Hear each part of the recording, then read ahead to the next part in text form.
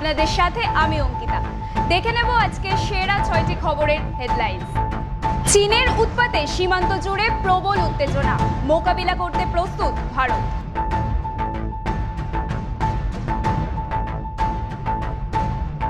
Mannequin বেশে জলজ্যান্ত মানুষ, তবে কি ফ্যাশনের হাত ধরেই ফিরবে ক্রীতদাস প্রথা? বন্ধ হয়ে যাচ্ছে কার্টুন নেটওয়ার্ক, গুজব না সত্যি?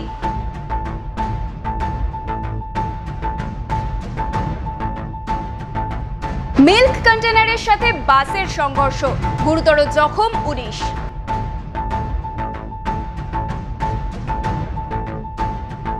কেকেআর এর মেন্টর থেকে টিম ইন্ডিয়ার হেড কোচ গম্ভীর, ঘোষণা করলেন জয় শাহ।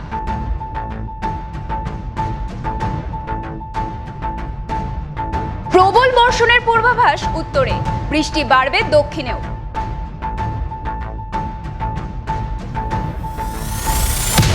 ভারত আর চীনের মধ্যে লাইন অফ অ্যাকচুয়াল কন্ট্রোল বা এলএসি দুই দেশের মধ্যে সীমানা নির্ধারণ করে। যদিও এই এলএসি বা প্রকৃত নিয়ন্ত্রণ রেখা আসলে ভারত ও চীনের মধ্যে আসল সীমানা নয়।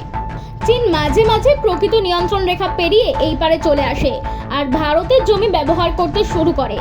তারপরে ফ্ল্যাগ মিটিংয়ে ভারতের জমিতে বাফার জোনের প্রস্তাব দেয় আর প্রকৃত নিয়ন্ত্রণ রেখার খুব কাছে নিজেদের দখলে থাকা এলাকায় সবসময় সেনা পরিকাঠামো বাড়িয়ে চলে, যাতে কিনা সবসময় সীমান্তে একটা উত্তেজনা থাকে। চীন আসলে এই উত্তেজনাকে কাজে লাগিয়ে নিজেদের স্বার্থে কাজে লাগাতে চায়। ঘুরিয়ে বললে এই উত্তেজনাকে কাজে লাগিয়ে তারা যুদ্ধ প্রস্তুতিও সেরে রাখতে চাইছে। আর চীনের সেই পুরনো চালাকি ফের একবার সামনে চলে এলো। ব্ল্যাক স্কাই নামে এক মার্কিন সংস্থার তোলা উপগ্রহ চিত্র লাল ফৌজের মতলব ফাঁস করে দিয়েছে। মতলবটা হলো লাদাখের দিকে এগোনোর চেষ্টা। এর জন্য প্যাংগং লেকের গায়ে প্রকৃত নিয়ন্ত্রণ রেখা বরাবর বড় আকারে সেনা পরিকাঠামো তৈরি করেছে তারা। উপগ্রহ চিত্রে ধরা পড়েছে সীমান্তের খুব কাছে আন্ডারগ্রাউন্ড বাংকার তৈরি করে সেখানে জ্বালানি বিস্ফোরক মজুত করছে চীন। মোতায়েন করা হয়েছে ভারী সশস্ত্র সেনাযান। প্যাংগং লেকের উত্তর দিকে পাহাড়ের মাঝে শারজাব ঘাটিকে ওই অঞ্চলের সেনা হেডকোয়ার্টার হিসেবে ব্যবহার করছে লাল ফৌজ।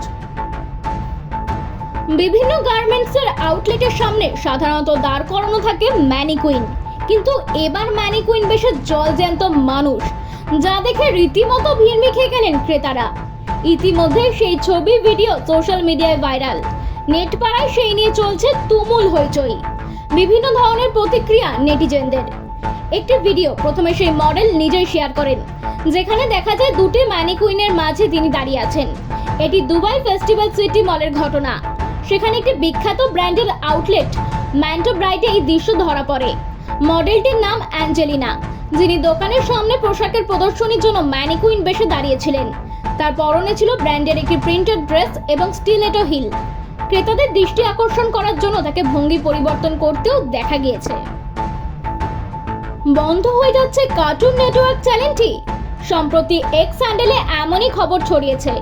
রীতিমতো সেই খবরটি এক্স হ্যান্ডেলে ট্রেন্ড করছে, যেখানে কার্টুন নেটওয়ার্কের একটি ভিডিও শেয়ার করে লেখা হচ্ছে #RIP কার্টুন নেটওয়ার্ক। ঘটনার সূত্রপাত অ্যানিমেশন ওয়ার্কার্স ইগনিটেড। তাদের এক্স হ্যান্ডেলে একটি ভিডিও শেয়ার করার পর থেকে যেখানে একটি অ্যানিমেশন শেয়ার করে প্রশ্ন করা হয় কার্টুন নেটওয়ার্ক চ্যানেলটি কি বন্ধ হয়ে যাচ্ছে।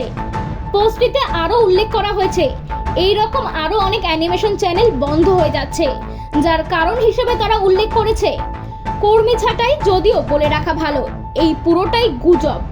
বন্ধ হচ্ছে না কার্টুন নেটওয়ার্ক চ্যানেলটি। জানা যাচ্ছে অ্যানিমেটার্স ইউনিয়নের সাথে যুক্ত অ্যানিমেশন ওয়ার্কার্স ইগনিটেড অ্যাকাউন্ট শিল্পকর্মীদের মুখোমুখি হওয়া চ্যালেঞ্জগুলিকে তুলে ধরতেই #RIP কার্টুন নেটওয়ার্ক হ্যাশট্যাগ ব্যবহার করছে। অ্যানিমেশন দুনিয়ায় যে হারে ছাঁটাই চলছে তা তুলে ধরতেই এই কাণ্ড। রাস্তায় ছড়িয়ে ভাঙা সিট, ব্যাগপত্র আর মৃতদেহ। চারিদিকে ছড়াছড়ি মৃতদেহের। সেই দেহ টপকেই চলেছে প্রাণের খোঁজ। সাত সকালে মর্মান্তিক দুর্ঘটনা। মিল্ক কন্টেনারে ধাক্কা ডবল ডেকার বাসের। মৃত কমপক্ষে 18 জন যাত্রী, গুরুতর জখম হয়েছেন আরও 19 জন। এদিন সকালে ভয়াবহ দুর্ঘটনাটি ঘটে লখনৌ আগ্রা এক্সপ্রেসওয়েতে। জানা গিয়েছে বিহারের সীতামারি থেকে দিল্লি আসছিল ডাবল ডেকার বাসটি। উত্তরপ্রদেশের উন্নাও পার করতেই লখনৌ আগ্রা এক্সপ্রেসওয়ের ওপরে দুর্ঘটনাটি ঘটে। বাসটি পেছন থেকে ধাক্কা দেয় মিল্ক কন্টেনারে। সংঘর্ষের জেরে ভেঙে দুমড়ে মুচড়ে যায় বাসের সামনের অংশটি। সামনের দিকে বসা যাত্রীদের ঘটনাস্থলে মৃত্যু হয়। কমপক্ষে 18 জনের মৃত্যু হয়েছে। এখনো দেহ উদ্ধার চলছে। জখমদের উদ্ধার করে নিয়ে যাওয়া হয়েছে স্থানীয় হাসপাতালে। ভারতীয় ক্রিকেট দলের নয়া কোচ হতে চলেছেন গৌতম গম্ভীর। রাহুল দ্রাবিড়ের ছেড়ে যাওয়া সিংহাসনে তিনিই বসবেন। মঙ্গলবার বিসিসিআই সচিব জয় শাহ সোশ্যাল মিডিয়ায় হ্যান্ডেল এক্সে এই কথা ঘোষণা করেছেন। প্রসঙ্গত, টিম ইন্ডিয়াকে টি-20 বিশ্বকাপ জেতানোর পরেই কোচের পদ থেকে সরে এসেছেন রাহুল দ্রাবিড়।